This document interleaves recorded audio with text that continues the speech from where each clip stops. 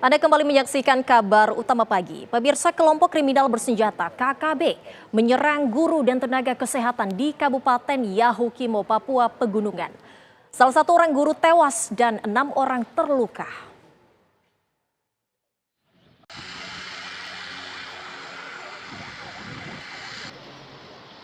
Evakuasi ketujuh korban dilakukan aparat gabungan TNI Polri pada hari Minggu. Dalam serangan kelompok kriminal bersenjata KKB, seorang guru kontrak bernama Rosalina meninggal dunia. Seluruh korban luka-luka penyerangan di distrik Angkruk ini dirawat di Rumah Sakit Martin Inde Jayapura dan Rumah Sakit Yowari Jayapura. Sebelumnya, aksi penyerangan kepada warga yang dilakukan kelompok kriminal bersenjata KKB terjadi pada Jumat 21 Maret 2025 lalu. Aparat gabungan TNI Polri tengah berupaya melakukan pengejaran terhadap kelompok kriminal bersenjata KKB pimpinan Elius Kogab.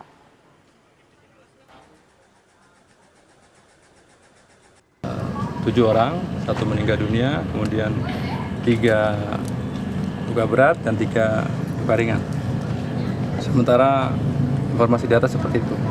Hal-hal lain jangan sampai sampaikan sambil berjalan, sambil melaksanakan proses identifikasi dan proses evakuasi.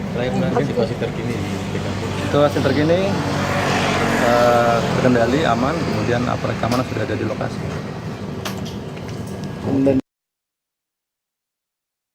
Pemirsa, untuk mengetahui perkembangan yang terjadi di Yahukimo. Halo, selamat pagi Pak Bupati. Ya, selamat pagi. Ya Pak Bupati, sebelumnya kami turut berduka atas kejadian yang menimpa warga di sana yang menjadi korban dalam penyerangan ini. Namun kami ingin memastikan Pak Bupati, sebenarnya ada berapa jumlah korban meninggal dan luka-luka akibat serangan KKB tersebut? Baik, terima kasih TV One dan juga pemirsa di seluruh Indonesia.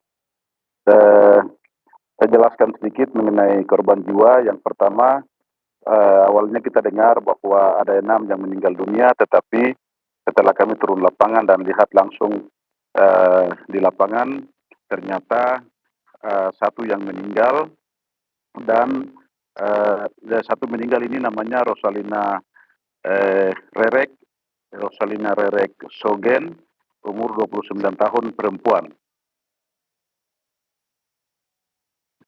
Baik, lalu bagaimana dengan korban luka-luka? Kondisinya saat ini seperti apa Pak? Ya, dan juga untuk korban luka-luka itu ada 3 luka berat, kemudian juga atas nama Valentina Kambu, 32 tahun, juga yang kedua Dionisia More, 27 tahun, dan Penus Lepi, 33 tahun. Kemudian yang luka ringan ada 3 juga, kemudian yang tidak kena luka apapun itu ada 2. Jadi sebenarnya totalnya yang ada di sana baik guru maupun nakes itu ada 9 orang. Tapi yang tidak kena luka itu ada 2 orang. Begitu. Untuk korban yang saat ini dirawat di rumah sakit, untuk biayanya ditanggung oleh siapa Pak Bupati? Oh ya, ini pertama terima kasih untuk TNI dan Polri yang sudah mengevakuasi semua ini, termasuk juga pesawat swasta yang ada di Yahukimo, sehingga proses ini sudah berjalan dengan baik dan juga dalam waktu yang singkat kami bisa mengevakuasi baik jenazah maupun pasien.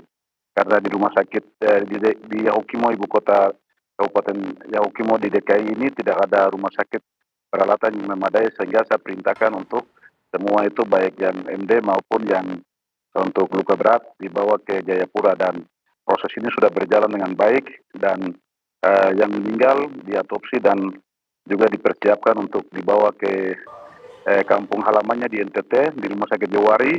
Kemudian yang luka-luka dengan ambulans sudah dilarikan ke Rumah Sakit Angkatan Darat Martin Inde di Jayapura, dan semua dalam proses pengobatan dengan baik, dan semua pembiayaan dalam tanggungan pemerintah daerah Kabupaten Yahukimo, baik yang meninggal dunia kita kirim ke NTT. Tapi informasi terakhir yang saya dapat, karena sudah meninggal lama, visumnya formalnya tidak bisa masuk, sehingga ada kebijakan lain yang akan kami cari, sehingga keluarga yang ada di NTT juga bisa ikuti penyampaian ini.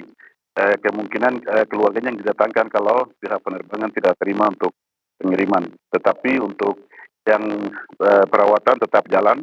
Oke, ya, yang meninggal dunia ini juga kita bukan hanya lepas begitu saja, pemerintah kasih santunan.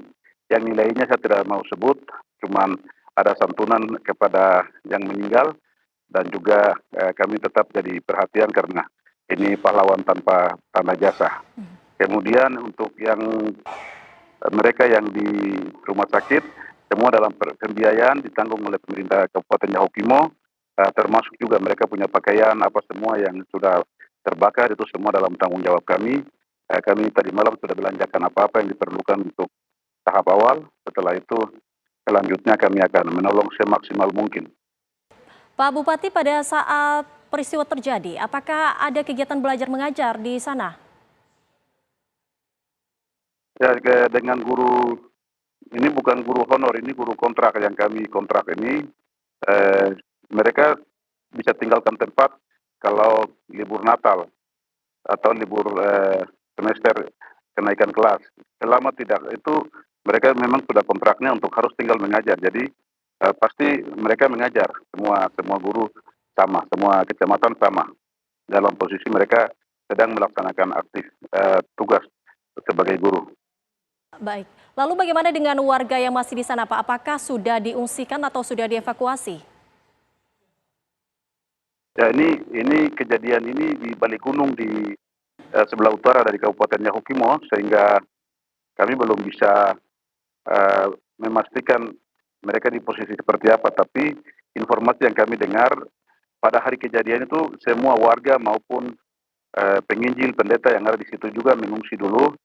Lalu setelah TNI masuk dengan 2 helikopter, penebaran anggota di sana, baru masyarakat mulai kembali dan juga bisa temukan mereka yang masih hidup di lokasi itu. Jadi awalnya ada dugaan 6, jadi 1 saja yang meninggal.